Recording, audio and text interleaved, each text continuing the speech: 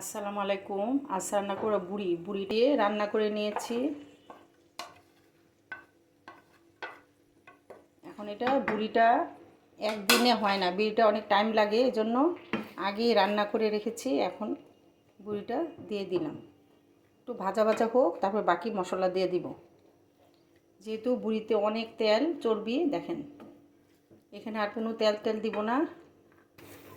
আদা রসুন হলুদ মরিচ দিয়ে সব মশলা দিয়ে বুড়িটা সিদ্ধ করেছি 2 ঘন্টার মতো।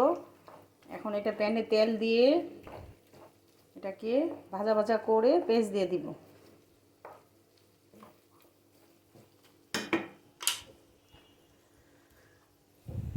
আর একটু আদা রসুন দিলাম,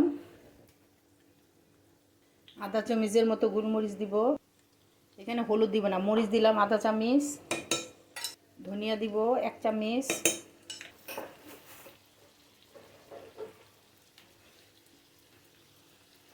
তেজপাতা আর কাঁচামরিচ দিয়ে দিয়েছি। বুড়িটা হয়ে গেছে। এখন আমি পেঁয়াজ দিব, বেশি করে মোটা মোটা করে পেঁয়াজ দিয়ে দিব এটাতে।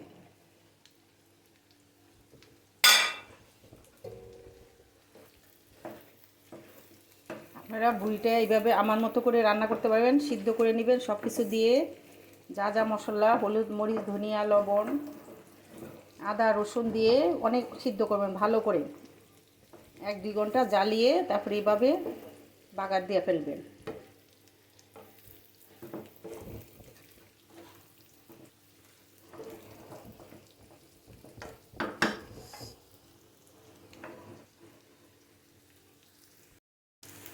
অফ ক্যামেরা এলাচি দারচিনি দিয়ে দিয়েছি, দেখেন অফ ক্যামেরা হয়ে গেছে এটা এলাচি দারচিনি।